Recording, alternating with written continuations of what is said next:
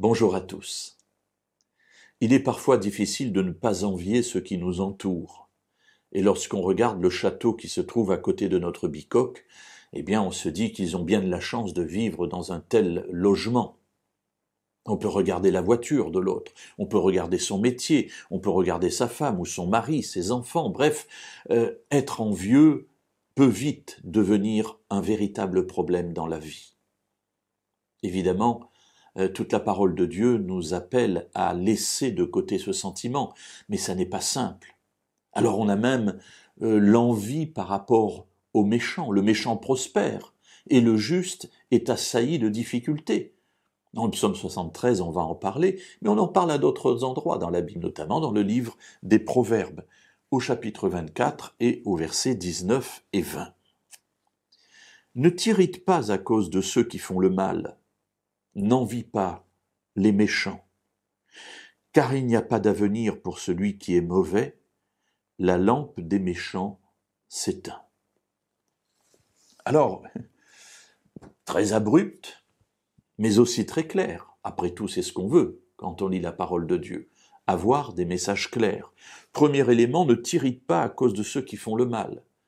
Dans le sens de ce psaume 73, justement. Mais comment se fait-il que ceux qui font le mal prospèrent, alors que nous sommes assaillis de difficultés? Alors je ne comprends pas, je m'énerve, je m'irrite contre eux. Deuxième élément, ne les envie pas non plus. N'envie pas le méchant. Alors peut-être il faut se poser la question de savoir qu'est-ce que c'est qu'un méchant dans la Bible. Alors le méchant dans la Bible, ce n'est pas forcément celui qui tue tous les jours une dizaine de personnes.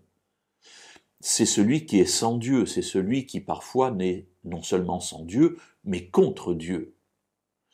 C'est celui qui peut avoir une belle famille, être peut-être gentil avec ses voisins, mais qui est opposé à Dieu. Alors cela, c'est le méchant. Et puis il y a évidemment celui qui va tuer des dizaines de personnes chaque jour. Cela aussi, c'est un méchant.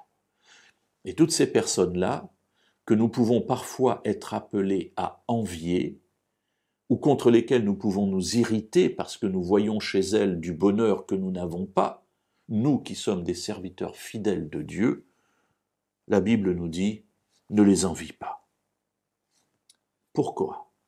La raison en est donnée de manière très simple.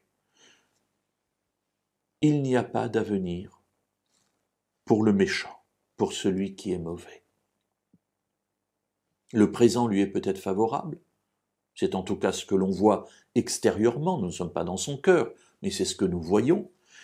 Mais Dieu qui voit plus loin, lui, il dit non, il n'y a pas d'avenir pour celui qui est mauvais, et la lampe des méchants s'éteint.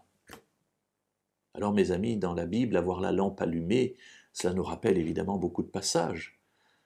Dieu est celui qui maintient notre lampe allumée.